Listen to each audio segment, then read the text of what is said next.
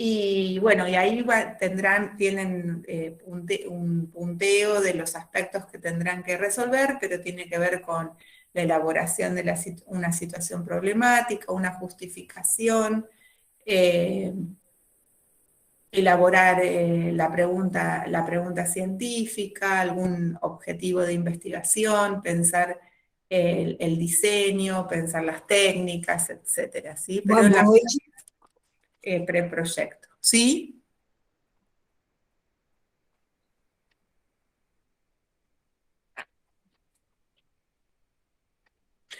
Bueno, pero de todas maneras estará, ya mañana a la mañana van a disponer de las pautas por escrito en el campus, ¿sí? Junto con la bibliografía de estas dos clases y también les voy a mandar el material que yo uso para guiarme, pero eso se los voy a mandar por mail.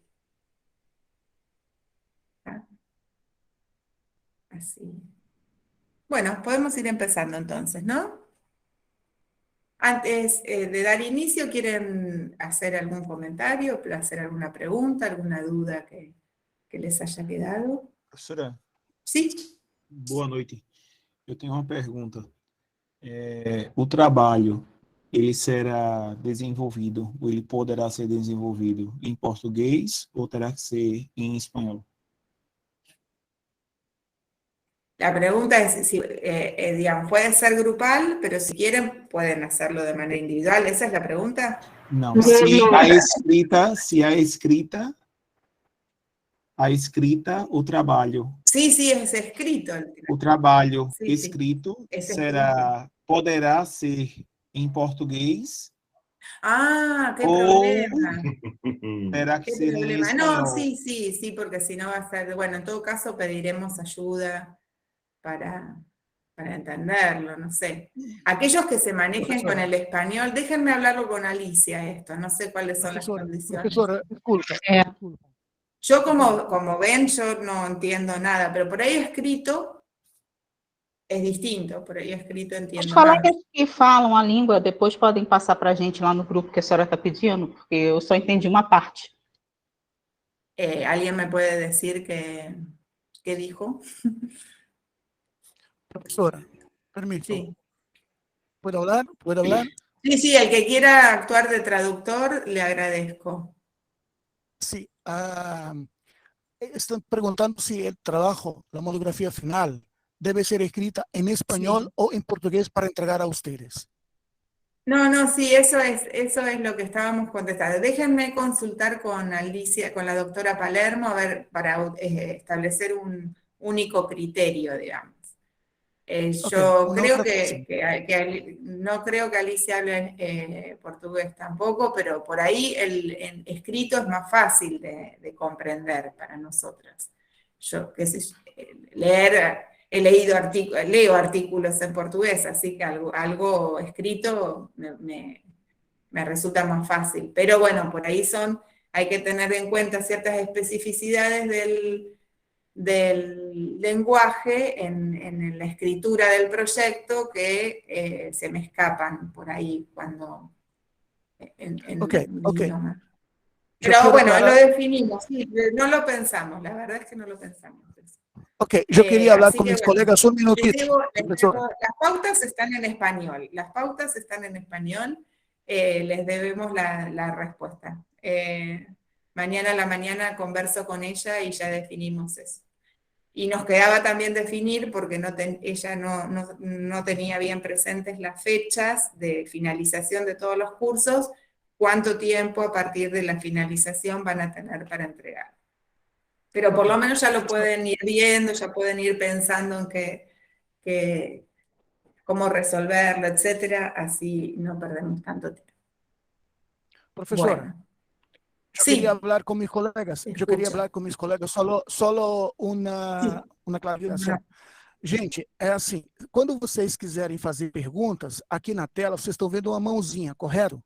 Todos estão vendo essa mãozinha aqui?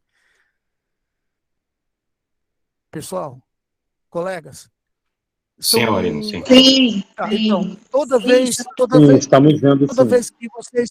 Tá, então para a gente não atropelar as falas, eu sugiro que cada vez que alguém quiser falar, clica aqui, como eu fiz agora, que vai aparecer levantar a mão. E tem uma fila, vocês essa fila do lado direito, tá bom? Se vocês clicarem aqui no ícone que tem essa cabecinha com os participantes, vai fila na ordem para falar. Então, para a gente não se atropelar, não sei se vocês conseguem ver isso, aí do lado vocês vão ter, olha, eu vou levantar a mão e aqui aparece uma mão levantada. Tá? Eu estou registrado como doutorado em educação, aqui sou eu, Amarino, eu criei essa conta, está com esse nome, porque eu estou administrando aqui as entradas. Tá? Então, é só isso que eu queria colocar. Professor, entendeu o que falei? Que toda vez que alguém quer fazer uma pergunta, vai clicar aqui nessa mano para indicar que quer fazer uma pergunta. Y ahí hay un rol, una relación de las personas que levantaron la mano para hacer la pregunta. ¿De acuerdo? Ok, gente? Eu estou gravando, depois eu disponibilizo o link para todo mundo para que vocês possam ver essa gravação depois. Tudo bem? Ok, obrigada. Ok, gracias, profesora. Gracias a ustedes también por ocuparse de esto de grabar y de facilitar el acceso a todos los cursantes. Bueno, iniciamos entonces la clase de hoy. El martes terminamos de hacer una breve descripción de los distintos componentes que aparecen en lo que sería un proceso de investigación realizado con un enfoque cuantitativo. Muchos de esos componentes aparecen, aunque integrados por ahí en algunas ocasiones de diferente manera, también en el enfoque cualitativo. No necesariamente no los van a encontrar en el enfoque cualitativo, sino que probablemente aparezcan, pero como les digo, integrados de otra manera o articulados de manera especial. Esto lo aclaro porque ustedes van a ver en las pautas para la evaluación que nosotros hacemos un punteo de componentes que tienen una estructura de reconstrucción lógica que responde un poco al modo cuantitativo, pero que en realidad en el diseño, en un enfoque cualitativo también están presentes, aunque digamos en momentos diferentes o relacionados con los otros componentes de manera diferente.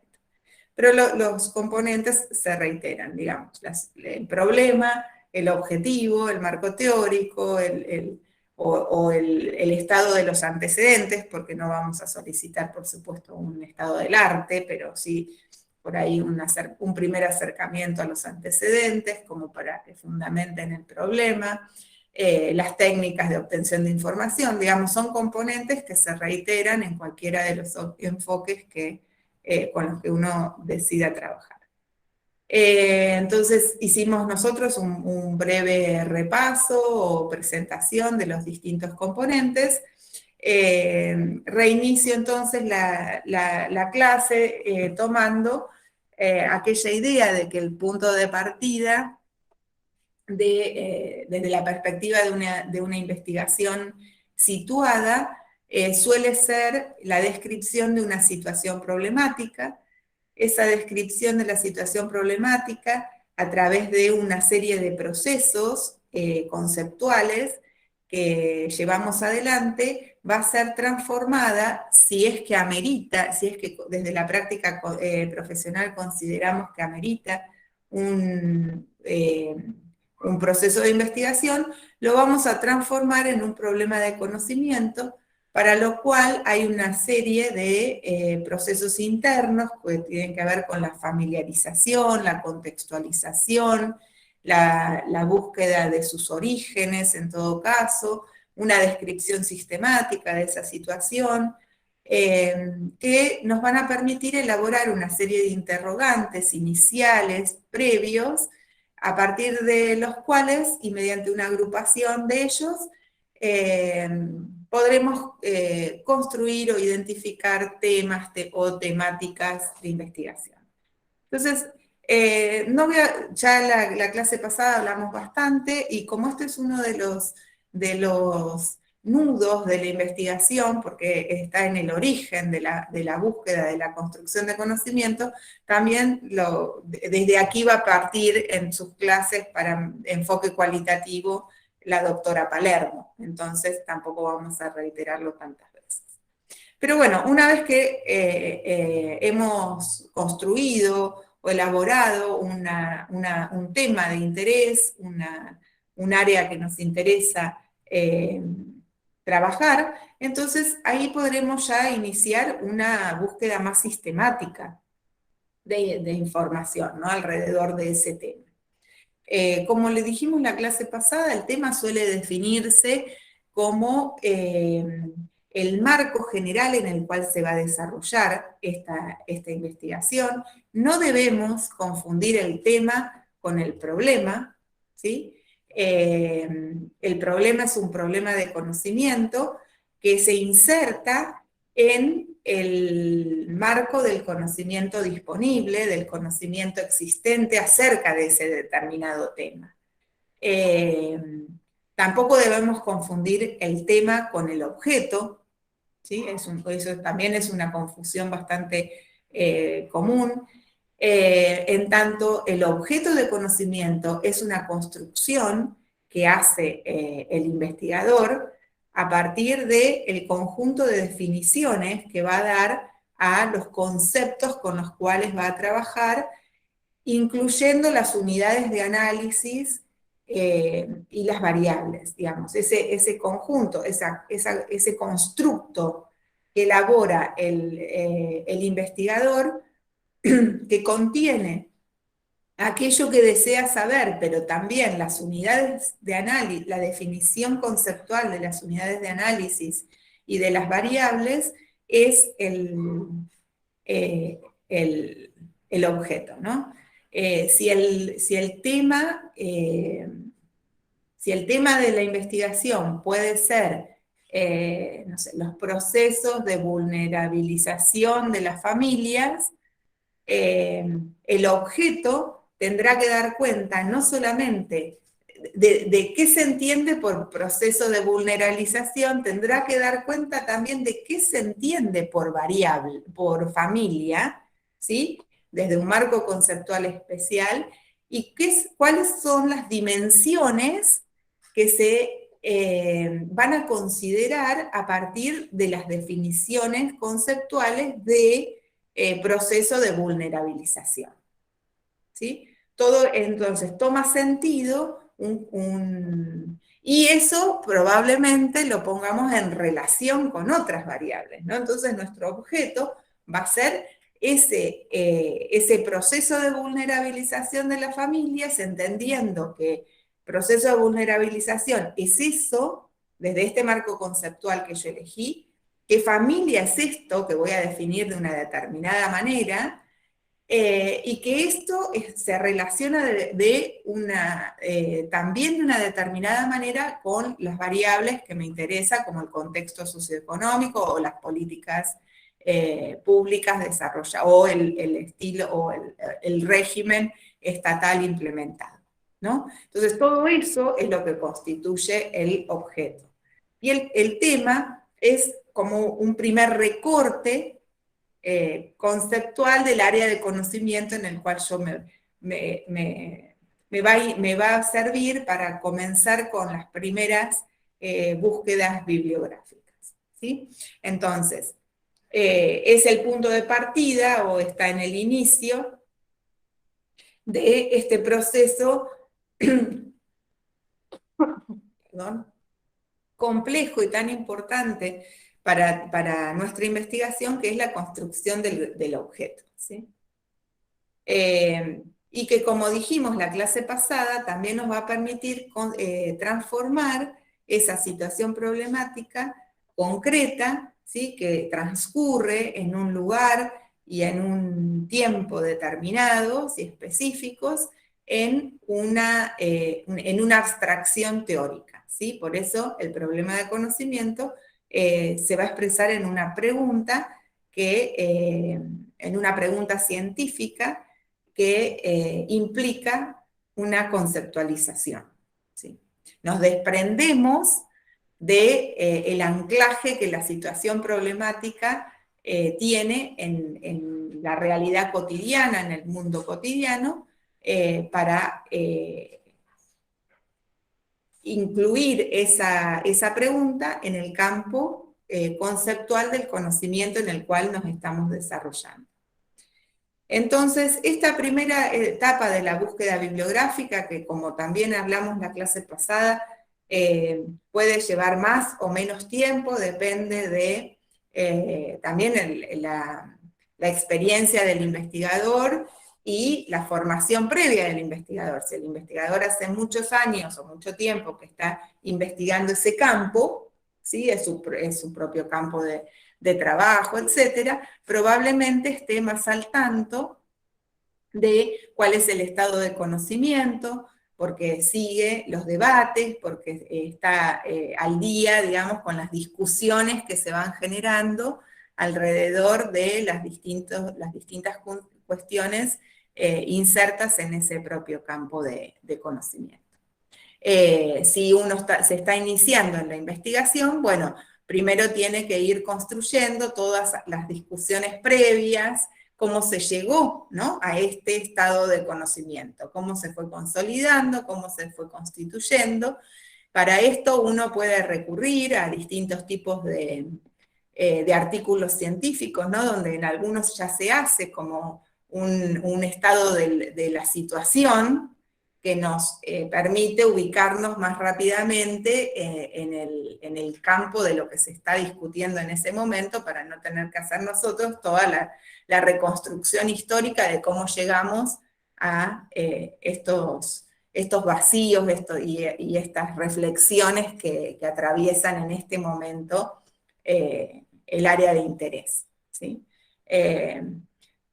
Artículos de revisión, o artículos también de revisión crítica, o artículos, algunos que se denominan metateóricos, ¿sí?, que son de reflexión sobre las discusiones teóricas, etcétera. Esos nos pueden ubicar en el estado del debate actual sobre una determinada temática, y bueno, y a partir de ahí empezamos a desandar el camino para reconstruir cómo se llegó a esas situaciones. ¿Para qué nos va a servir esta primera aproximación al estado del arte, al estado de la cuestión? Bueno, en primer lugar, para saber, sobre todo si estamos iniciando nuestra inserción como investigadores en una determinada temática, si lo que a nosotros nos interesa, si esas ideas que se nos están ocurriendo, esas preguntas que están surgiendo, ya han sido resueltas mediante la investigación, si ya se superaron hace décadas, ¿sí? Hay cosas que a uno se le ocurren como muy novedosas, y resulta que cuando vamos a ver cuál es el estado del arte, nos damos cuenta de que esa discusión ya fue superada, siempre se puede reabrir, ¿no? Porque uno puede, pero ya es otra la manera en que tengo que posicionarme frente a ese conocimiento. Se trata de reabrir una discusión que se consideraba, por lo menos por el momento, saldada. Y se puede hacer, y eso es un problema de conocimiento. Pero tengo que estar consciente de que lo que estoy haciendo es reabriendo, digamos, una discusión que ya fue dada.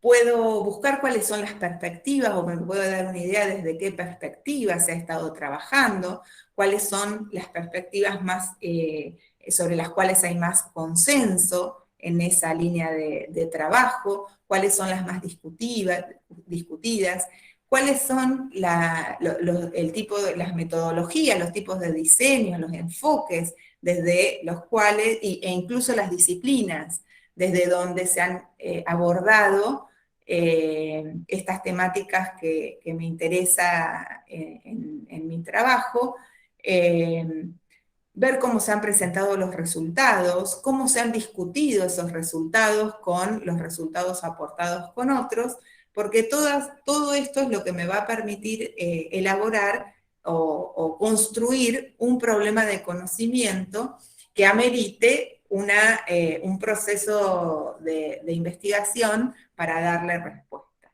¿sí? Eso, y el resultado, entonces, tiene que ser que cada vez ese problema de conocimiento sea más claro, esté planteado con mayor precisión, de manera que la pregunta científica que lo exprese pueda ser una pregunta bien formada y bien concebida, como nos exige la metodología, ¿no? También nos va a permitir avanzar en este proceso que decíamos antes, que es la construcción del objeto, porque a medida en que yo vaya reseñando el conocimiento existente sobre ese determinado tema, lo que me voy a ir encontrando también es que ese conocimiento va generando teorías o proposiciones teóricas que se apoyan a su vez en teorías existentes, que las discuten, que las complementan. Entonces también voy a poder ir identificando de qué manera se fueron definiendo conceptualmente las variables, las unidades de análisis, etcétera, que están incluidas o que por lo menos se van perfilando como aquellas que me van a interesar en mi trabajo, ¿sí? ¿Cómo en estos trabajos, para volver al tema, con qué definiciones de familia, por ejemplo, trabajaron en esta área? Se utilizaron las definiciones de familia más de tipo más demográficas, digamos, que la identifican con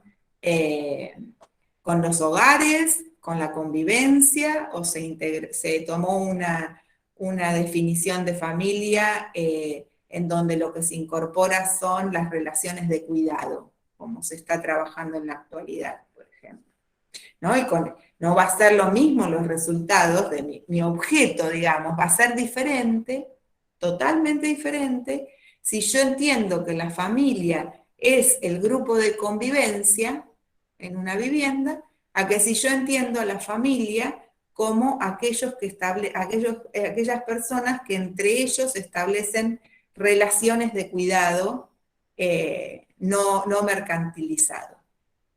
Fíjense que la investigación va a ser totalmente distinta porque el objeto va a ser otro, ¿sí? Entonces, a medida que yo voy haciendo avanzando en este estado del arte y pueda ir percibiendo cómo en las distintas áreas, incluso con recortes disciplinarios y con recortes de perspectivas teóricas, vea cómo también se fue trabajando con las definiciones conceptuales, yo me voy a ir acercando también a una construcción del objeto, ¿sí? Que me va a permitir elaborar estas preguntas científicas de manera concisa, precisa, con todas las características que van a tener que cumplir las preguntas científicas. Entonces, esta primera etapa de la búsqueda bibliográfica, ahora voy a hacer alguna referencia a eso, tiene que posibilitar estas primeras decisiones respecto de las definiciones, y de la identificación, al mismo tiempo que la identificación de esas lagunas o esos aspectos del conocimiento que no terminan de ser satisfactorios desde mi perspectiva para que pueda construirlos como problema de conocimiento, ¿sí? Entonces, como ven, el proceso de construcción del problema de conocimiento es un problema conceptual, en el que yo partí de una situación concreta, como era la descripción de la situación problemática, pero me fui adentrando cada vez más en los vericuetos, digamos, de las discusiones teóricas conceptuales que me van a permitir construir ese problema de conocimiento como una abstracción, ¿sí? Como una abstracción teórica.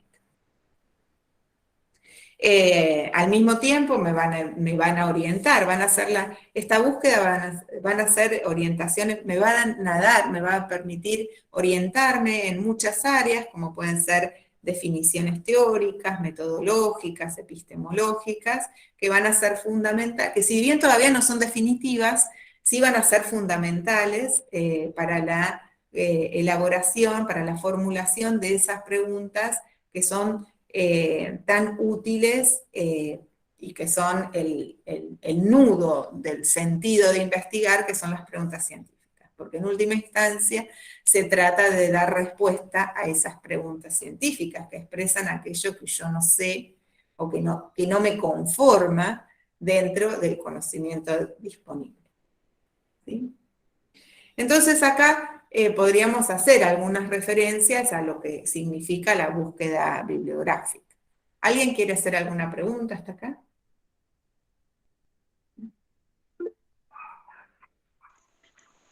Eu tenho. Sim. Então, o trabalho, no caso, será um artigo de revisão, e eu tenho uma outra dúvida. Essa é uma pergunta, será um artigo de revisão?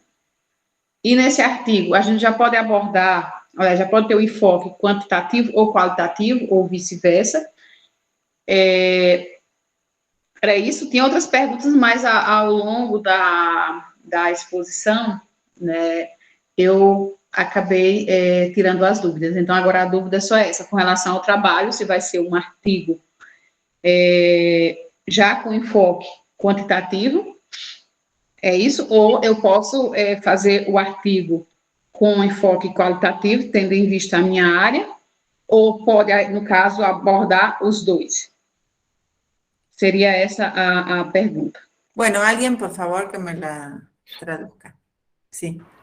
Sí, profesora, por favor, buenas noches. Aldemir, disculpa que siempre tienes que traducir. Não, por favor. Colega Aldemir, o trabalho... Sim, professora.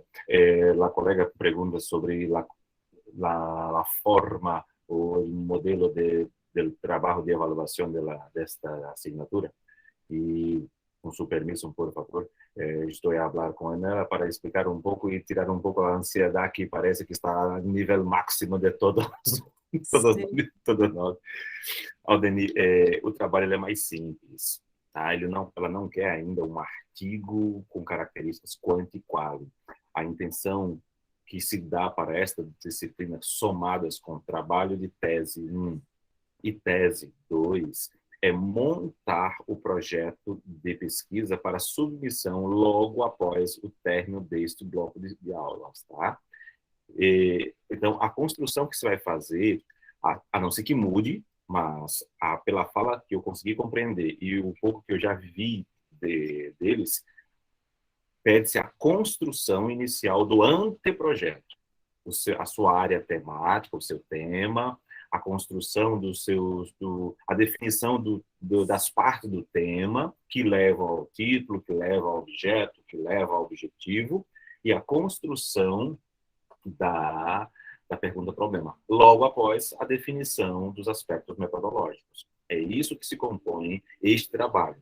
O passo a passo, ela ainda vai discutir com a professora Palermo para que nos traga com maior tranquilidade. Tá? Espero ter tranquilizado un poco más você. Sí, yo lo que quisiera agregar en ese sentido es que como el trabajo puede ser grupal, no necesariamente tiene que ser posteriormente el trabajo que ustedes vayan a desarrollar en su doctorado, digamos. Sí. Es un ejercicio de reflexión y de pensamiento y de aplicación de estos conceptos.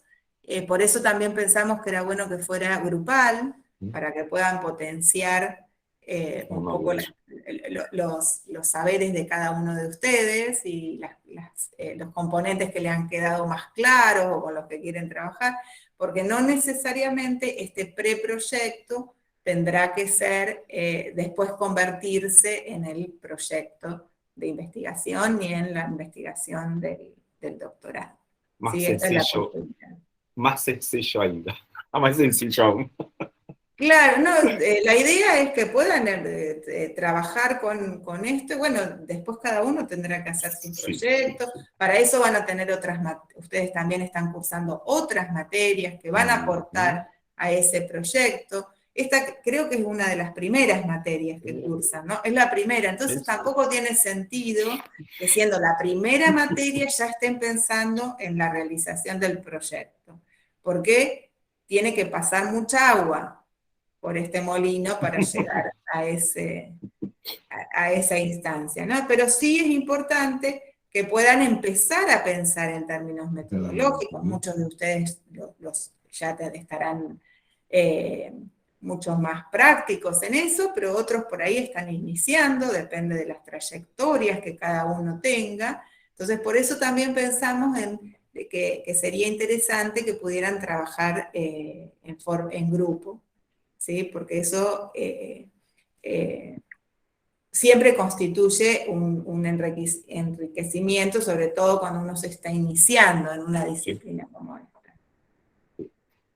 Las pautas van a estar, mañana mismo ya estuve armando toda la bibliografía, así que a la mañana me siento y ya subo la bibliografía de toda esta primera parte que tuvimos, las 2 clases, y les envío estas presentaciones con las que yo me guío, pidiéndoles disculpas porque son esquemas, son guías, úsenlas con ese cuidado, pero que, bueno, que les pueda servir. Y van a tener también las pautas. Así que no se preocupen. La colega Marina quiere hacer una pregunta. Sí. Hola Gloria, buenas noches, ¿qué tal? Yo quería hacer una pregunta, es que nos dijiste que el punto de partida para el desarrollo de un proyecto sería la descripción de una situación problemática, ¿verdad?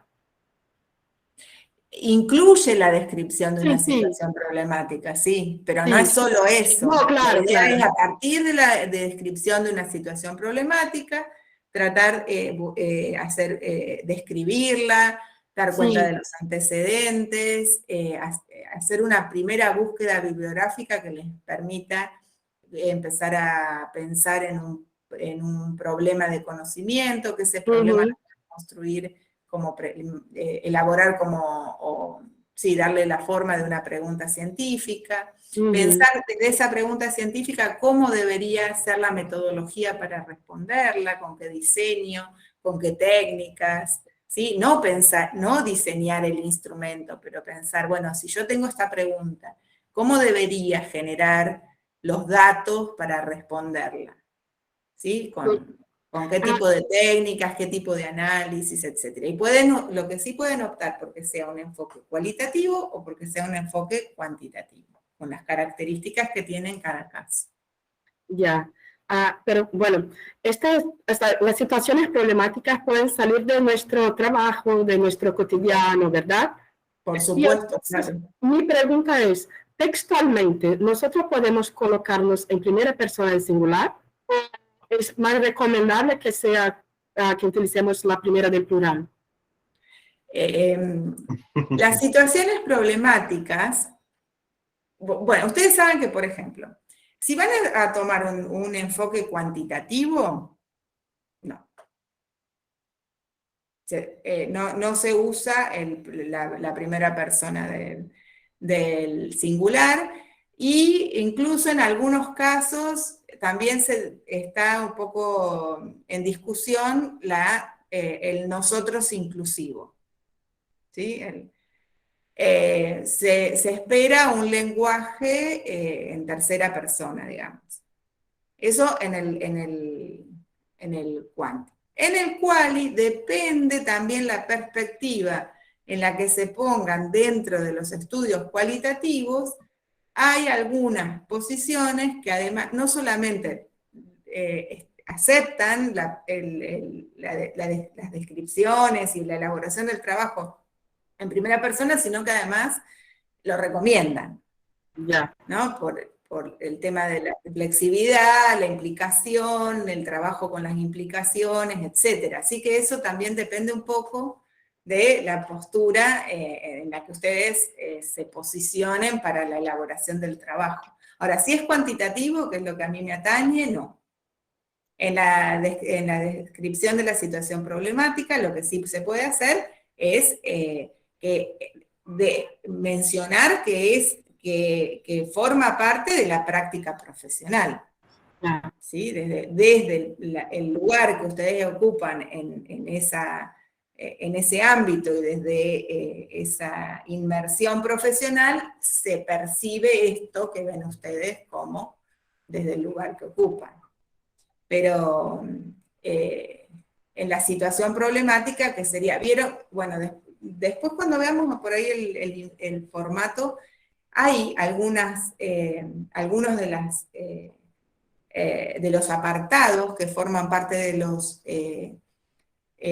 los informes, en donde se pueden introducir algunas perspectivas personales, como por ejemplo en la justificación o en el interés por la temática, y hay otras en las cuales no. Entendí, muchas gracias. Bien. Sí, si permite, ¿Sí? profesora. ¿Alguna otra pregunta? Sí. Una otra pregunta. Sí.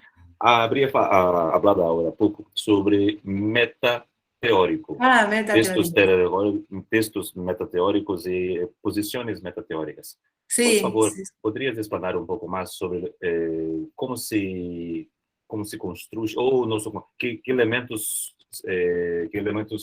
componen un texto metateórico, por favor? Son artículos publicados en algunas revistas científicas, aceptan este tipo de artículos que se denominan metateóricos, en donde lo que se expone es las distintas teorías que existen sobre un determinado objeto o una temática, y se contraponen desde los debates que han generado. Por ejemplo, no sé, estoy pensando ahora en un artículo que leí no hace mucho sobre representaciones sociales, ¿no? Como ustedes saben, el concepto de representaciones sociales ha generado en pocos años diversas perspectivas en las cuales algunos aspectos son compatibles y otras son totalmente, hay posiciones que son estructurales, hay otras que son dialógicas, antropológicas, de distintas, digamos, históricas, genealógicas. Entonces, bueno, desde esta postura sobre las representaciones sociales estructuralistas, ¿qué se entiende por representaciones sociales? ¿Cuáles son sus dimensiones? ¿Cuáles son el tipo de investigaciones a las que da lugar? ¿Qué tipo de explicaciones genera? ¿Sí? ¿Cuáles son las proposiciones teóricas que se pueden ubicar en ese marco? Y cómo eso discute con las posiciones dialógicas, cuáles son las críticas que uno hace al otro, cómo se contraponen, y también cómo se complementan, ¿sí? Esos serían los estudios de tipos. Son más vale teóricos y no hay una contraposición empírica como se hace en la discusión, ¿no? En la discusión de los artículos se discuten los resultados. Okay. Se van poniendo, bueno, en relación con los demás resultados. Acá no hay una contrastación de resultados empíricos, sino de teorías, sí. de posiciones teóricas. Muy, gracias. Bueno, y en relación con eso, entonces, es bueno tomar el tema de las revisiones bibliográficas, ¿no? Bueno, todos estamos acostumbrados a hacer búsquedas bibliográficas. Hay como ciertos procedimientos estandarizados para hacer estas búsquedas bibliográficas a través de los excelentes buscadores con los que contamos para llegar a esos resultados. Esos buscadores se pueden, bueno, no sé cuáles son los que ustedes por ahí utilizan más, pero siempre es bueno recordar al más clásico y más a uno, digamos, diferenciar lo que son los motores de búsqueda, como puede ser el Google Scholar, de los que son bases de datos, como pueden ser Latindex, ¿sí? o Redalyc, que muchas veces se apoyan en los motores de búsqueda, como Google o alguno de los similares. Los buscadores permiten acceder a la bibliografía sobre temas a través de distintas formas, a través de palabras clave, o acceder por medio de las bases de datos de revistas, por ejemplo, a los artículos, buscando por autor, por título, o incluso por revista. Tenemos acceso a bibliografía según actualizada, la podemos filtrar por año, la podemos filtrar por región, la podemos filtrar por país, podemos utilizar filtros también por palabras clave, depende de cómo sean los buscadores que estamos utilizando. Podemos filtrar por idioma también. Y acceder, digamos, de esa manera a una considerable cantidad de bibliografía elaborada alrededor de los temas que a nosotros nos interesan. Bueno, como ustedes saben, eso lleva también a una selección a través de una primera lectura, que puede ser de los resúmenes, para ver si efectivamente esos textos nos pueden servir, y aquellos que vayamos seleccionando según los criterios fijados en relación con nuestra temática, bueno, luego tendrán que ser leídos ya desde, con la idea de la construcción del estado del arte, es decir, identificar cuáles son los aportes, con qué metodología, desde qué perspectiva teórica y con qué discute, ¿no? Porque eso es lo que nos va a poner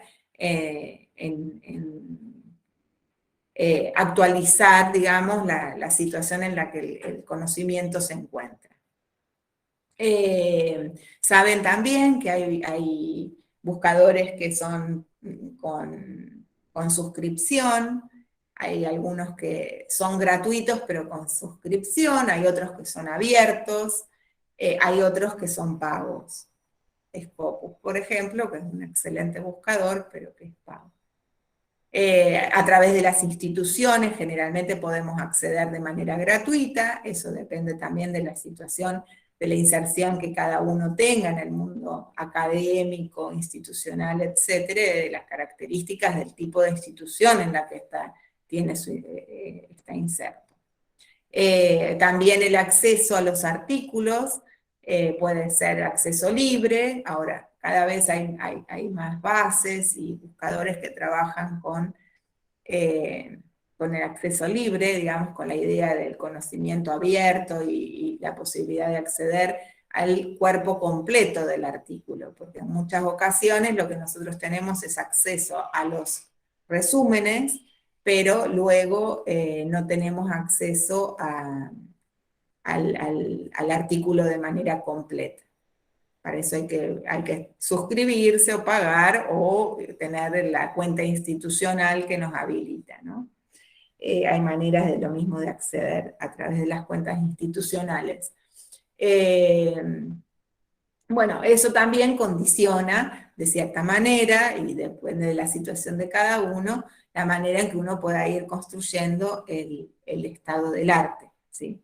Pero en primer término, bueno, hay una serie de buscadores o bases de datos, digamos, que nos pueden brindar un buen panorama acerca de la disponibilidad de conocimiento alrededor del tema que nos interesa. Redalyc, Latindex, sí, varios de estos buscadores nos brindan, digamos, la posibilidad de acceder a una gran cantidad de bibliografía. Y entonces el tema ahí es después qué hacemos con toda esa bibliografía, porque generalmente estas búsquedas nos espantan, porque cuando ponemos los buscadores nos identifican miles de artículos, no 200 o 300 artículos, sino que depende cómo esté hecha la búsqueda, nos aparecen 5.000 artículos, 10.000 artículos, cosas que imposible, por eso hay que entrenarse un poco en cómo utilizar las palabras clave, cómo utilizar los distintos filtros que posibilitan los distintos buscadores, ¿no? Para ir afinando antes de la primera lectura la identificación de la bibliografía y de los textos. El otro tema es también cuando hacemos las búsquedas por revistas, ¿sí? En las bases de datos de revistas, cuáles son las revistas a las cuales podemos acudir con mayor seguridad, en cuanto al prestigio y a la calidad que nos aseguran de los artículos publicados. También, antes del tema de las revistas, también otro tema es que muchas, sobre todo revistas, muchas revistas, por ejemplo, van permitiendo el acceso abierto a números antiguos. ¿Sí? Entonces, esto también es una limitación, porque en el estado del arte deberíamos estar lo más actualizados posible, ¿no? Entonces, si nosotros venimos leyendo con 4 o 5 años de retraso, esto también va en contra de la calidad de nuestra investigación. Decía, entonces, la búsqueda por revistas también lo que nos permite es primero hacer como una evaluación de la calidad de las revistas. Entonces eso también nos direcciona hacia algunas de ellas en donde sabemos que vamos a tener un asegurado, digamos, ciertos requisitos que deben cumplir los artículos, ¿no? Y para eso, bueno, hay algunos instrumentos que nos permiten conocer cuáles son el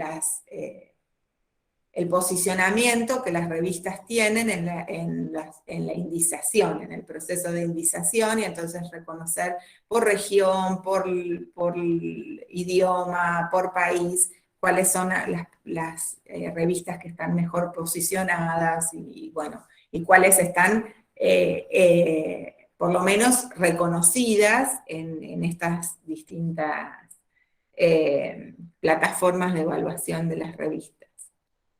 Y también nos facilitan, estos buscadores nos facilitan el trabajo real con la bibliografía, porque casi todos ellos, si no todos, tienen la posibilidad de trabajarlos en combinación con los gestores bibliográficos. Entonces, después, la gestión de la bibliografía, la identificación de las citas, las referencias bibliográficas, etcétera, etcétera, se hacen de manera más rápida, ¿no? Y además menos engorrosa, porque es una tarea, la verdad, no sé a ustedes, pero a mí por lo menos siempre me resultó muy aburrido y muy cansador el tema de la elaboración de las referencias bibliográficas y el trabajo minucioso con las citas de cada una de los textos utilizados. Bien, ¿alguna pregunta?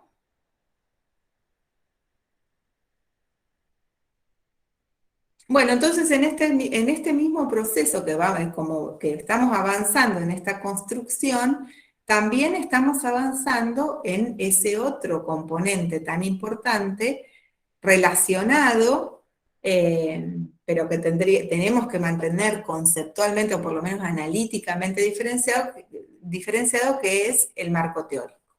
¿Sí? En la construcción del objeto, si ustedes lo piensan tal como yo lo definí, no surge solo del estado del arte, ¿no? Que me va a permitir identificar aquello que quiero conocer porque no se conoce, o aquello sobre lo cual quiero saber porque hay un desconocimiento sobre eso. sino que ya tiene implícitas ciertas definiciones, y esas definiciones forman parte del marco teórico. Entonces, en la construcción del objeto hay todo un trabajo conceptual que tiene que ver con el estado del arte, es decir, el estado del conocimiento en la actualidad, pero también con la fundamentación teórica. ¿Sí?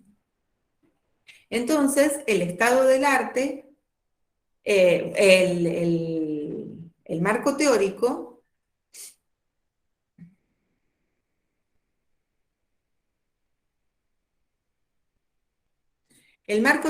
decía, entonces, implica que el investigador va a tomar opción por una teoría existente, por un conjunto de teorías existentes acerca de los fenómenos que va a investigar, o va a intentar reelaborar una teoría a partir de algunas proposiciones teóricas existentes, o porque no siempre hay teorías consistentes, sistemáticas, acerca de los distintos fenómenos de interés. A veces lo que encontramos son proposiciones teóricas con mayor o menor sustento empírico, algunas regularidades empíricas que han podido ser registradas. En otras hay teorías de alcance medio, más consistentes, incluso, y en otras hay unas teorías más elaboradas, más generales.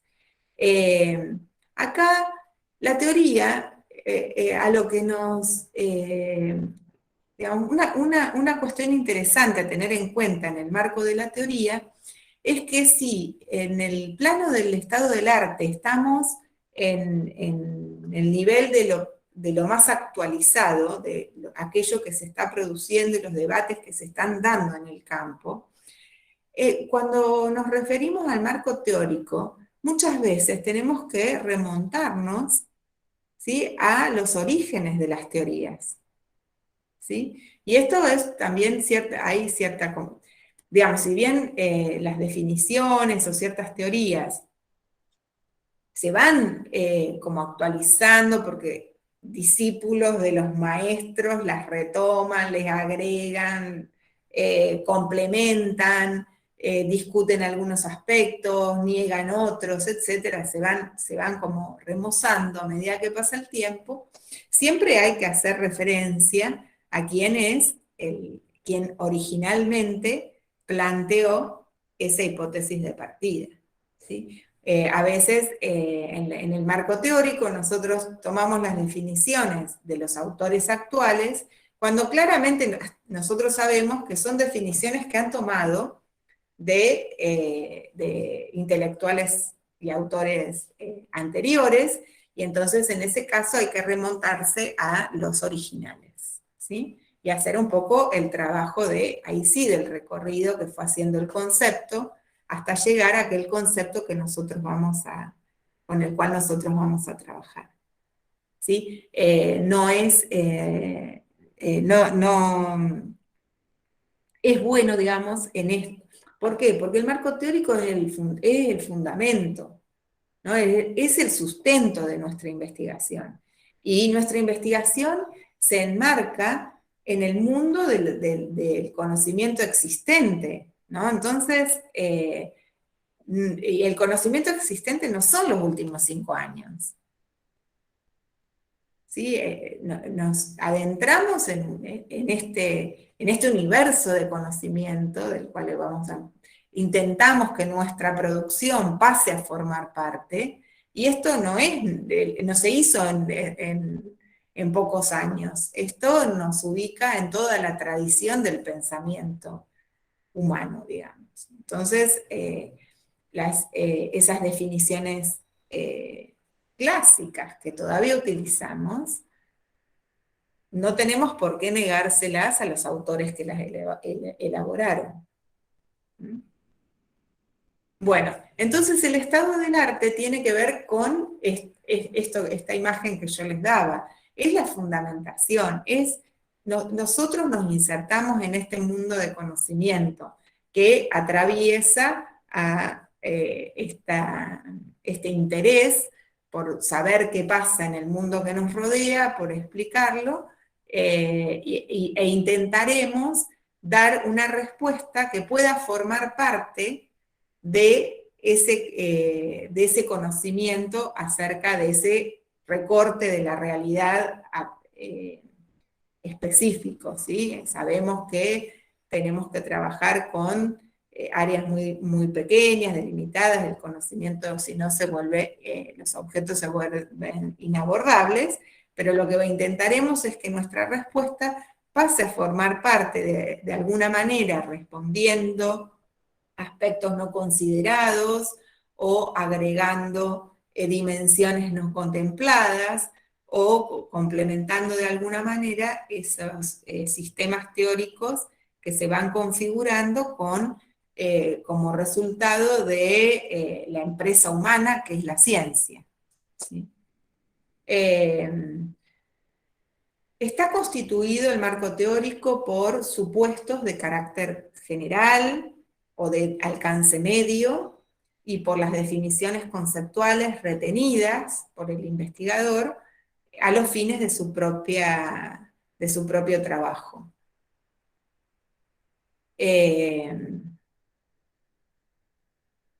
Y sostiene las decisiones metodológicas. ¿Sí? ¿Por qué? Porque, como yo decía hace un rato, según la definición teórica que yo tome de familia, será lo que serán o dependerán las decisiones metodológicas que deba adoptar para poder medir esos atributos que van a tener las familias, ¿sí? Entonces, los instrumentos, los datos que voy a necesitar para dar cuenta de las familias definidas de una manera, no van a ser exactamente igual a los instrumentos, ¿sí? Y a los datos que voy a necesitar para dar cuenta de las familias definidas desde otro marco teórico, ¿sí? Se pueden integrar diferentes teorías o proposiciones teóricas tomadas de diferentes teorías, siempre y cuando no sean contradictorias en su base, ¿no? Si yo me voy a posicionar desde una perspectiva materialista histórica, tendré que adoptar distintas concepciones, ¿sí? En relación con los distintos elementos de mi objeto de estudio, que no sean contradictorias con el materialismo histórico. Puedo articular distintas percepciones, pero siempre distintas teorías o desde distintas perspectivas teóricas, pero siempre y cuando no lo contradigan, ¿sí? Entonces, eso es uno de los detalles que hay que tener en cuenta. Y eso también se manifiesta en la construcción posterior de la manera de acceder a la evidencia empírica, ¿sí?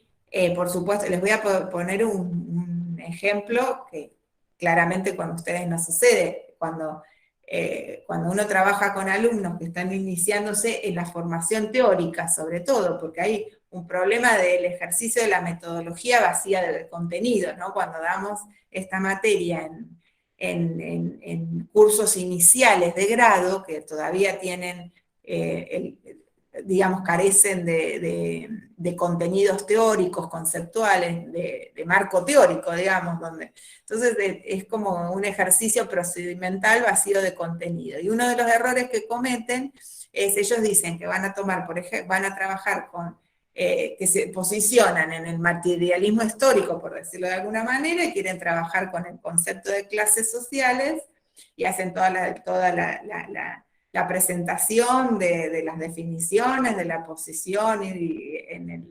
en relación con la propiedad de los medios de producción, etcétera, etcétera, y después construyen una encuesta, por ejemplo, un instrumento, donde pretenden identificar clase clase baja, media y alta, ¿no? Cuando es absolutamente contradictoria es esa, digamos, esa descripción, esos indicadores, no quería mencionar, pero esa construcción empírica es absolutamente contradictoria con una posición teórica marxista, ¿no? Porque ahí tendríamos que identificar a las personas por su relación con digamos, en términos generales, ¿no? Es bastante más complejo, pero como ejemplo para que se perciba cómo el posicionamiento teórico, las definiciones teóricas van a después a teñir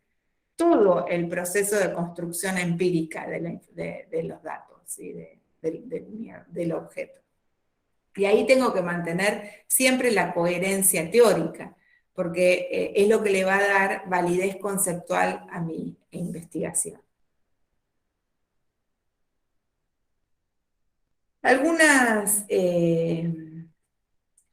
características que suelen generar confusiones en la elaboración del marco teórico. Primero, como decíamos, creo que lo mencionábamos en la clase pasada, el marco teórico, si bien trabajamos con lo conceptual y con las definiciones, y va a atravesar, como decíamos, esa teoría va a atravesar todos los elementos que constituyen el proceso de investigación, no es un glosario, ¿sí? No es una sumatoria de definiciones, sino que es un conjunto de proposiciones teóricas articuladas, sistematizadas, etcétera, de las cuales se desprenden definiciones. Pero no debe asumir la forma de un glosario. Otro error frecuente es entre estado del arte y marco teórico, claramente. ¿Sí? Eso es también uno de los estados. ¿Por qué? Y no es raro esa confusión, porque como ustedes vieron, es una diferenciación analítica, en donde también hay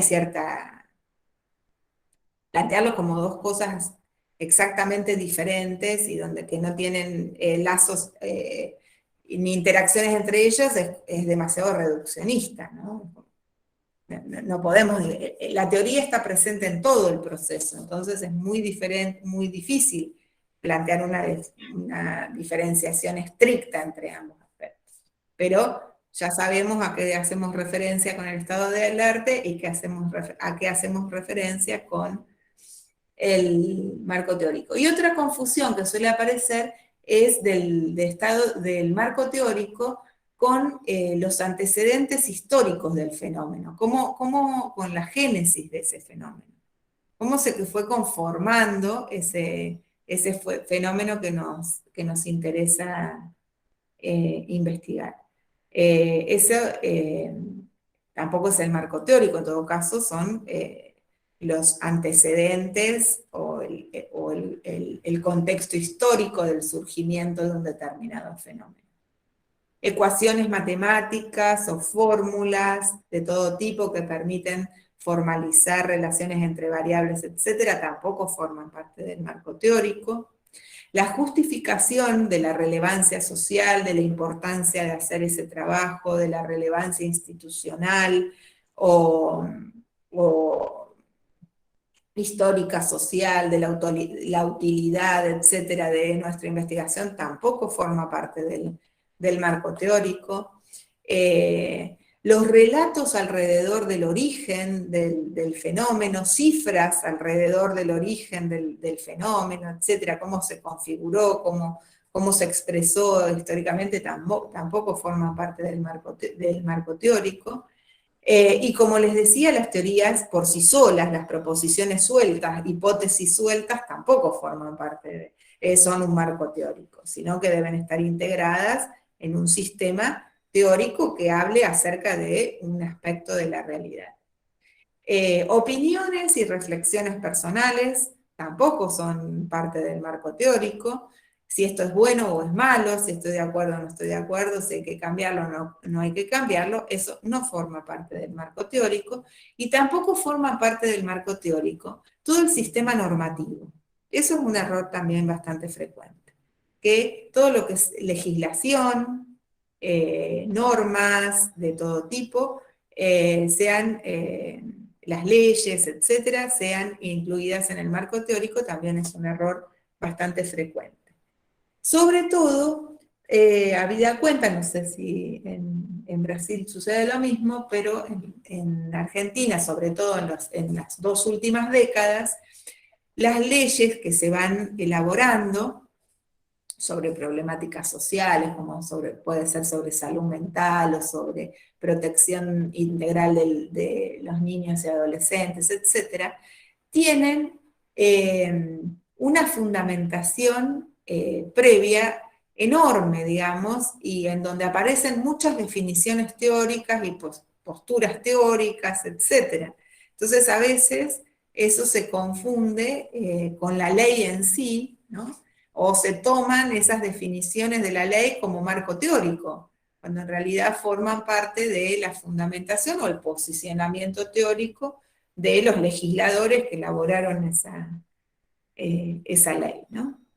Entonces, todo lo que es normativa es el contexto normativo, en todo caso, de la investigación, como puede haber sido la configuración de ese fenómeno y los relatos alrededor de su origen, etcétera, el contexto histórico de su conformación, pero no son marco teórico.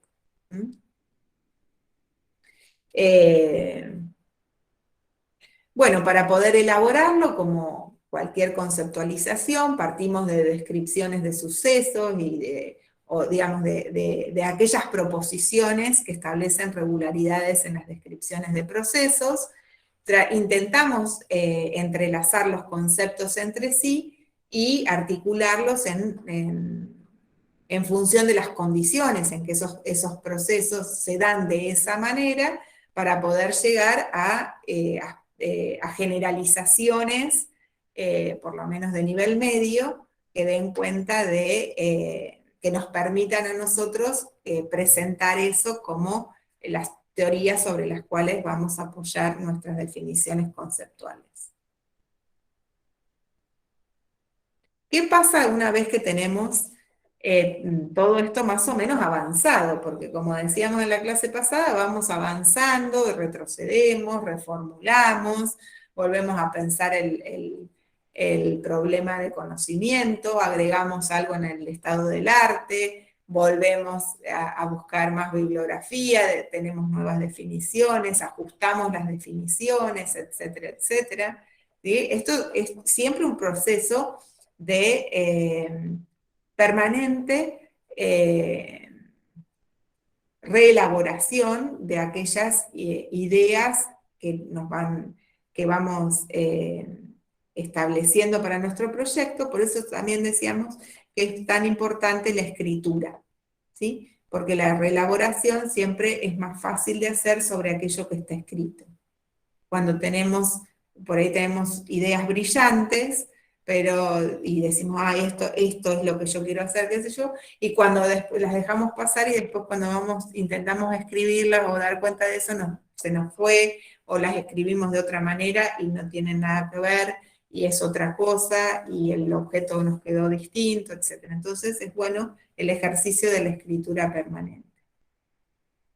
Tenemos algunas preguntas que tenemos que hacernos antes de seguir avanzando. Bueno, es pertinente el problema de conocimiento que hemos planteado. ¿Es posible llevar a cabo esta investigación? ¿Sí? Porque a veces nos encontramos con limitaciones que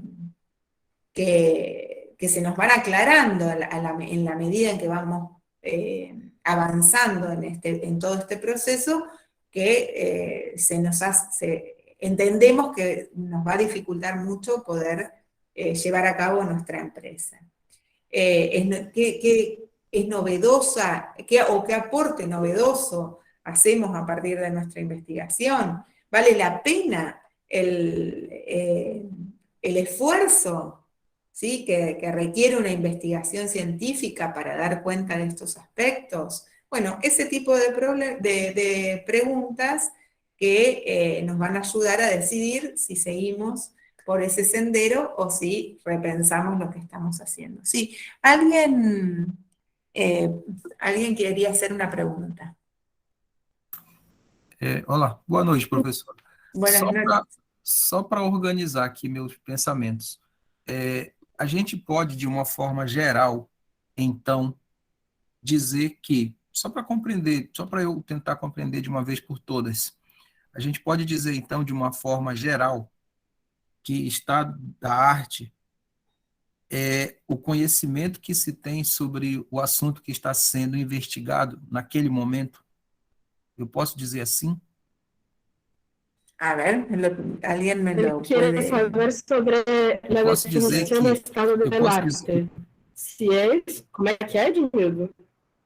Si es el conocimiento que se Eu posso dizer tiene que en relación a, ¿pero lo qué? há um determinado tema que está sendo Al investigado naquele determinado tema momento. que está siendo investigado. Sí, el estado del arte se define como el conocimiento disponible sobre una determinada temática o problemática en el momento actual. ¿Sí? Certo. ¿Cuál es la situación del conocimiento en este momento? Ok. ¿Cuáles son los debates que se están dando?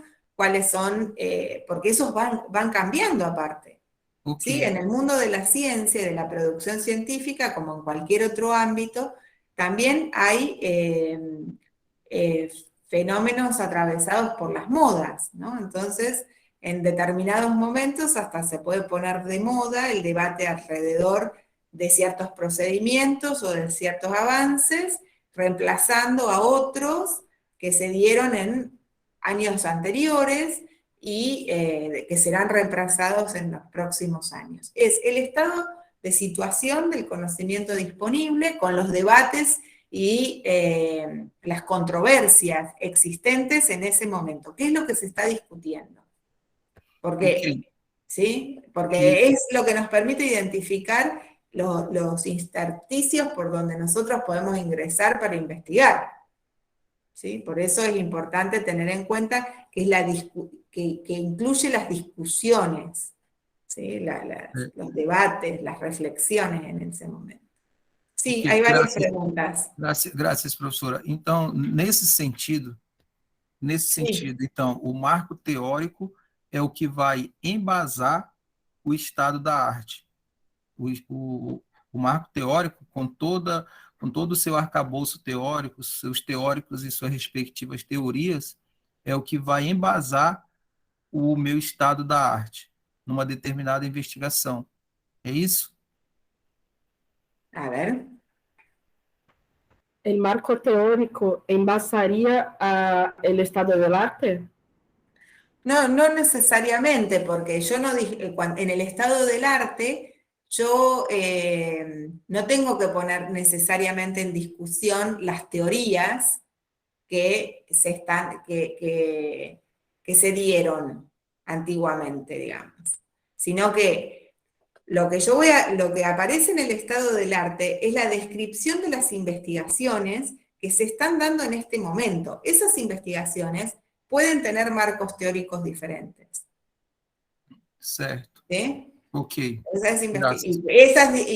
Esos marcos teóricos distintos que tienen las investigaciones pueden ser motivo de discusión o no, se pueden estar discutiendo otras cosas. ¿Sí? Pero el estado del arte, piénsenlo como la descripción de la investigación que se está haciendo en este momento. Certo. En cambio, el marco teórico puede remontarse a muchos años atrás. O sea, por ejemplo, vuelvo al ejemplo de la teoría de las representaciones sociales.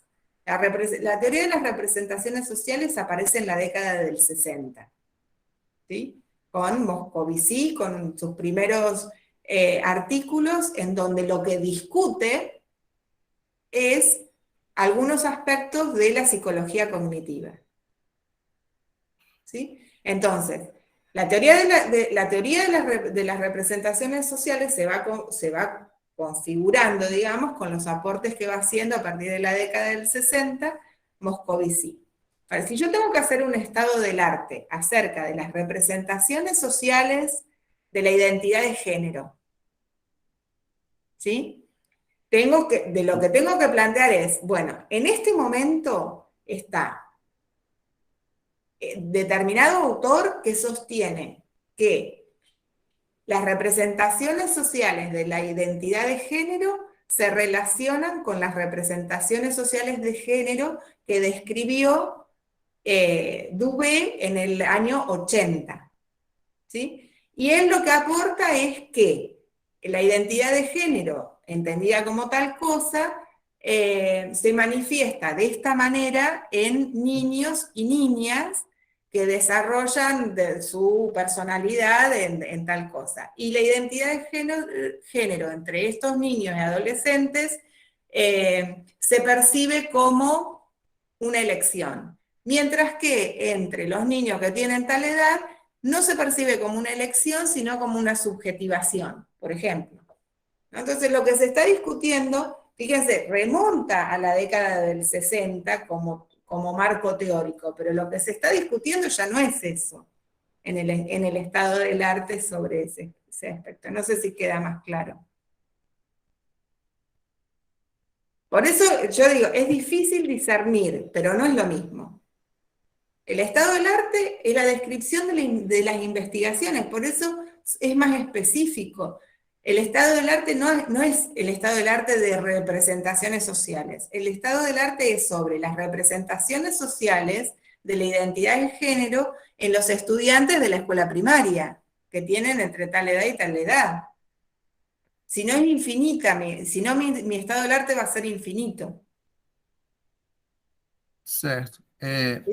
¿Sí? Se na minha cidade eu quiser investigar, por exemplo, por que os alunos do primeiro ao quinto ano, que aqui no Brasil a gente chama de primeira etapa do ensino fundamental, por que esses alunos aqui na minha cidade, eles têm um percentual de aproveitamento bem superior em relação aos alunos do sexto ao nono ano, que nós chamamos aqui no Brasil de segunda etapa do ensino fundamental.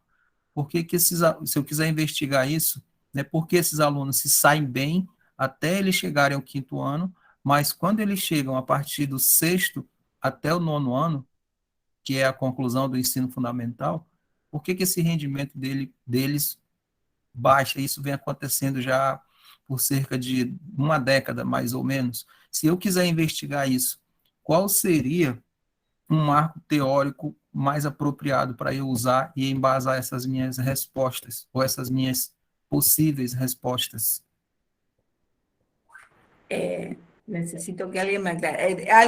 Entendí que era como una comparación entre dos grupos de alumnos, pero ¿sobre qué aspecto? No sé. Así es. Él quiere saber si justo quiere hacer una investigación comparando el aprovechamiento escolar de la primaria, de los alumnos de un segmento escolar, en relación a otro grupo. ¿Qué cosa escolar? Que no entiendo eso. Bueno, es porque acá la primaria tiene como 8 años y es dividida en dos partes. Del primero al cuarto año, después del quinto al nono año, digamos así. Imagino que sea diferente en Argentina. Pero entonces quiere investigar por qué baja el aprovechamiento escolar de los alumnos. Y entonces quiere saber qué tipo de marco teórico podría utilizar. Bueno, ahí depende de qué es lo que se entiende por aprovechamiento escolar. ¿Sí? ¿Qué significa aprovechamiento escolar? Ese término que está sin definir es lo que lo que les permite ubicarse en un marco teórico. ¿Sí? ¿Qué significa aprovechamiento escolar? ¿O es un término sin definir o es un término que forma parte de una teoría? Esse aproveitamento escolar pode ser medido, principalmente, aliás, ele é medido, né, pelos instrumentos de estudo aqui no Brasil, eles são medidos de forma quantitativa, são medidos através de números. Está bien, perfecto. El instrumento va a ser, para la medición puede ser cuantitativo, pero ¿qué quiere decir aprovechamiento? ¿En el marco de qué teoría se ubica el concepto isso- de aprovechamiento uma, escolar? uma forma que os órgãos de pesquisa usam para definir esse aproveitamento é as notas que os alunos conseguem, que os alunos tiram na primeira etapa do ensino fundamental e as notas que eles tiram, as médias de notas escolares que eles conseguem na segunda etapa. Na primeira etapa, o que esses estudos mostram é que as notas desses alunos são mais altas do que as notas que eles conseguem na segunda etapa, ou seja, há uma queda desse rendimento segundo essas notas que eles apresentam. ¿Aprovechamiento entonces estaría relacionado con las calificaciones obtenidas? Isso mesmo. Bueno, Isso. esa sería la operacionalización del concepto aprovechamiento. O sea, vos, el registro empírico, ¿sí?, de aprovechamiento es a través de la calificación. Pero eso sigue sin definir en el marco qué significa aprovechar la escuela.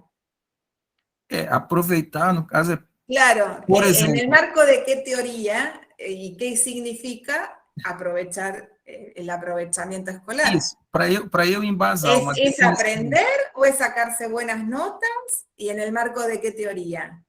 isso, a minha ¿Y qué se pergunta entiende por aprender? isso, e então vamos pegar como exemplo esse termo, aproveitamento escolar. Qual seria um marco teórico para eu ter essas respostas, para eu apresentar? Ahí te debería guiar en esa búsqueda un director de tesis especialista en esa temática. ¿Sí? Alguien que se dedique a la investigación de esa temática. Creo que sería parecido a lo que en Argentina denominamos rendimiento escolar. Isso, ¿no? exatamente. Me parece que viene por ese lado. Y sé que hay, yo no soy, mi especialidad no es la investigación exactamente sobre esas temáticas, pero sé que hay discusiones teóricas de base sobre lo que es el rendimiento escolar. ¿Cómo se define y en el marco de qué teorías del aprendizaje? Isso. ¿Sí? Isso Pero mesmo. a mí entiendo que iría por el lado de las teorías del aprendizaje el rendimiento escolar. Déjame aclarar una Sí. cosa, profesora. Sí, Así, aprovechamiento es el término que usamos en Brasil. Rendimiento claro. sería lo más correcto. Lo Rendimiento más de parecido, ¿no?, que se aprendizaje. usa en Argentina, rendimiento escolar, Sí, sí. sí. Eso. Claro.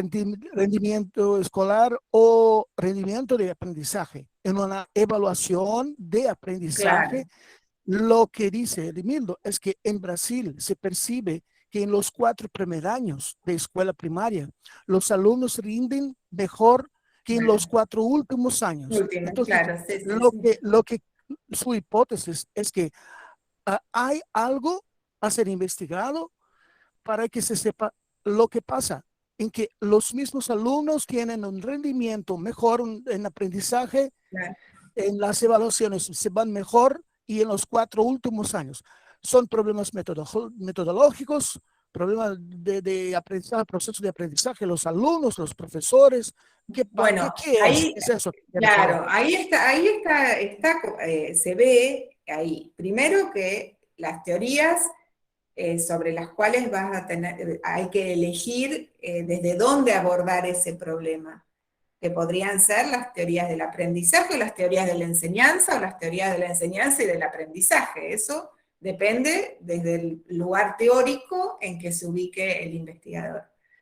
Y por otro lado, el estado del arte debería indicar qué es lo que ya se sabe de eso, porque sobre eso se debe haber investigado. Entonces, probablemente haya investigación empírica que diga que estos chicos de la primera etapa de la escuela en Brasil tienen mejor desempeño que en la segunda etapa en función en lengua, por ejemplo, por inventar, o matemáticas, y eso tiene que ver con las estrategias que se utilizan para enseñar los contenidos de matemática que corresponden a la primera etapa y en la segunda no se utilizan, ¿no? Entonces eso puede ser una explicación de por qué. Otra investigación dice, no, lo que sucede es que en la segunda etapa los niños cambian de compañeros, porque pasan de, no sé, estoy inventando, ¿no? Cambian de compañeros, entonces ya no tienen el apoyo del grupo que tenían en la primera etapa, y eso hace que disminuyan su rendimiento. Otro que dice, bueno, no, porque la psicología cognitiva nos dice que entre los 10 y los 14 años los niños necesitan tal cosa y los contenidos de la escuela se dirigen a esto otro. ¿Sí? Y entonces eso hace que no tengan buen rendimiento. O sea, toda esa investigación empírica acerca de por qué se da eso que vos percibís como una situación problemática, para poder hacer la pregunta claramente, porque uno no puede investigar por qué tienen peor rendimiento. Es inabarcable. ¿Sí? Ahora vamos a ver qué características tiene que tener una pregunta científica para que uno la pueda abordar. ¿Sí? Para dar respuesta. Eso es una hipótesis. Sí, son hipótesis. No, está bien. Lo que te quiero decir es que hay que darle una formulación a la pregunta, claro, y esa formulación de la pregunta también contribuye a que la hipótesis también sea más clara para después poder contrastarla empíricamente. ¿Sí? Certo, mas assim, o que eu queria saber, eu compreendi bem, professor. Aprendi sim, que nesse caso o marco teórico ele vai estar relacionado a possíveis causas dessa problemática. Isso deu para entender perfeitamente. Graças, professora. Perfecto. Bueno, ¿quieren ¿qué hora es? Son, esperen que no veo. 8:30. 8:30. Hoy tenemos 3 horas de clase que se van a hacer larguitas. Así que si quieren, les propongo que hagamos un intervalo de 10 minutitos, 5 minutos y yo voy a ver si tomo algo caliente también para que me rinda un poco más. Profesora. ¿Sí? ¿Pueden ser 5 minutos? Hay dos inscriptos que quieren preguntar, Nilson y Marcel. Ah, sí, cómo no, antes de... Después de esos, entonces tendremos el intervalo. Sí, disculpen, no me di cuenta. Yo no tengo problema en preguntar após el intervalo. No hay problema, no. Escuchamos las preguntas.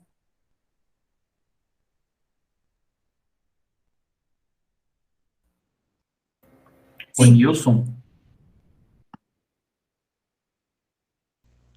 Oi, Marcel, vai perguntar logo ou eu pergunto? Não, pode perguntar, Nilson. Eu até acabei baixando a mão. Eu pergunto depois de você. Tá bom, obrigado. Boa noite, professora, boa noite a todos. Eu queria fazer uma pergunta da seguinte forma. Durante a gente construir o conhecimento científico, nós realizamos levantamento bibliográfico para o aporte teórico da nossa pesquisa ou da nossa investigação. Bem, aqui no Brasil, geralmente nós utilizamos autores franceses e brasileiros. Gostaria de saber, na hora da construção do artigo para essa disciplina sua, se existe alguma normatização para que sejam utilizados como aporte teórico do trabalho que será realizado de autores argentinos ou de autores que sejam da leitura dos textos provenientes do que você encaminhou, ou que você também pode ter a leitura desses autores, digamos assim, autores argentinos ou autores latino-americanos, digamos assim. Eu gostaria de saber isso porque quando a gente constrói artigos científicos para publicações em revistas científicas, geralmente a gente já tem a leitura que a gente faz no nosso dia a dia e utilizamos autores que nós lemos como aporte teórico. E como é uma nova experiência na minha vida acadêmica com relação a esses novos escritos, eu gostaria de saber que horizontes trilhar, se eu devo mudar ou se eu devo apresentar os autores que eu já estou acostumado, principalmente em metodologia científica ou em outros artigos que serão produzidos, por exemplo. Sí, a ver, la pregunta es sobre autores de metodología argentinos. Sim, De metodología, libros de metodología de la investigación Permiso, escritos por profesora. autores argentinos. Permiso, profesora. ¿O sobre Para qué além de temática? de metodología, Sí. el colega Nildo cuestiona si en construcción del marco teórico de aportes del estado del arte, si es necesario, y siendo necesario, cuáles son autores más concisos o más, o que están en sugerencia para nosotros. Ajá, sí, bueno, dentro de la bibliografía que vamos ustedes van a acceder en el campus, hay algunos autores que son latinoamericanos, hay otros que son, hay algunos autores norteamericanos y hay muchos autores argentinos, sí. Sí, así que ahí van a disponer. De los autores argentinos que nosotros vamos a trabajar más, o por lo menos de los cuales van a disponer bibliografía. Después hay mucha bibliografía que la podemos ampliar incluso, si ustedes están interesados, en el programa, pero a los fines del seminario, la bibliografía que identificamos como para los trabajos, uno de los autores es Carlos Borsotti, otro es Ignacio Piovani, que también tenemos algunos textos de él. Él trabaja... Ay, me está haciendo eco. ¿No? ¿Sí? ¿Alguien? No sé si es alguien. De los latinoamericanos más conocidos está Hernández Sampieri, que todos ustedes lo deben conocer. Creswell es uno de los autores en los cuales yo tomo bastante sobre esta concepción de los enfoques cuantitativos, cualitativos y mixtos, que ese es un texto que está en inglés. Bueno, hay variedad hay algunos autores clásicos, ¿no? Que si bien han sido reciclados por otros, hay algunas cuestiones, por ejemplo, después yo les voy a mostrar después cuando lo dé, cuando vemos las estructuras de las posibilidades que tenemos en cuanto a las técnicas de obtención de información, yo me baso en una reelaboración que vengo haciendo desde hace bastante tiempo de un esquema tomado del libro de Galtung, que es de la década del 60, es un clásico de los clásicos, digamos.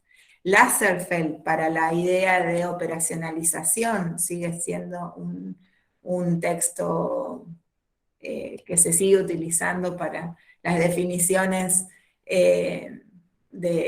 definiciones conceptuales, dimensiones y definiciones operacionales. Digamos, depende de cada componente, hay autores bien... en general trato de trabajar con autores clásicos, que son los que ustedes también manejan por historia, ¿no? En la formación que hemos de grado y en la formación de posgrado siempre hay como una serie de autores clásicos que son los que nos ayudan a ir formándonos estos esquemas de procedimiento de trabajo. Pero bueno, si después quieren conocer algunos más, se pueden ir agregando, sobre todo sobre algunas temáticas.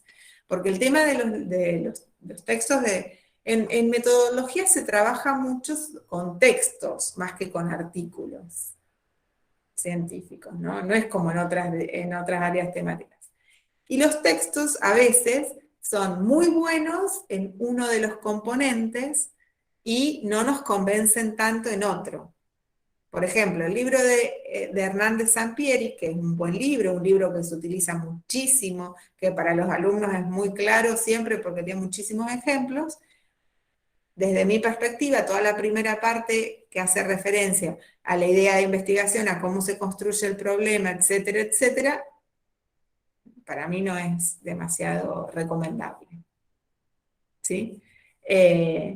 Pero, otras, por ejemplo, no sé, su abordaje de la construcción de las muestras y eso es muy bueno. Desde mi perspectiva, pero bueno. Eso quiere, digamos, que los libros completos, en metodología sí se usan textos completos, pero el problema que tienen es que el texto completo rara vez a uno lo convence en todo su recorrido, ¿no? Entonces, tiene esas variables. Bueno, no sé si te contesté. Obrigado, professora. Entendi Espero haber perfeitamente. respondido tu inquietud. ¿Y quedaba alguien más que quería hacer una pregunta?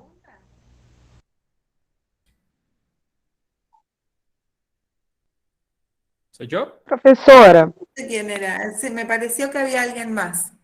não, eu nem tinha levantado a mão. É só um pedido. A senhora pode escrever no chat o nome desse livro e o autor? ¿Cuál fue el pedido? ¿Quién me lo...? Puedes poner Vai en estar el chat no... el nombre del libro, pero está en el programa, creo, ¿no? Isso, Sí, isso, está vai en estar el nos programa. programas. lo Ah, mismo. então ok. Sí, sí. Graças. Agora ¿Alguien vamos más? tomar um café. Agora vamos tomar um café. Entonces, hacemos una breve pausa. Professora, a senhora toma café? Ay, qué rico un café de Brasil. Acá dentro de poco ni café vamos a tener. Vamos levar para a senhora. Quando a gente for em Rosário, a gente leva um pacote de 1 quilo. Café torrado de Minas. Fantástico. Tá bom.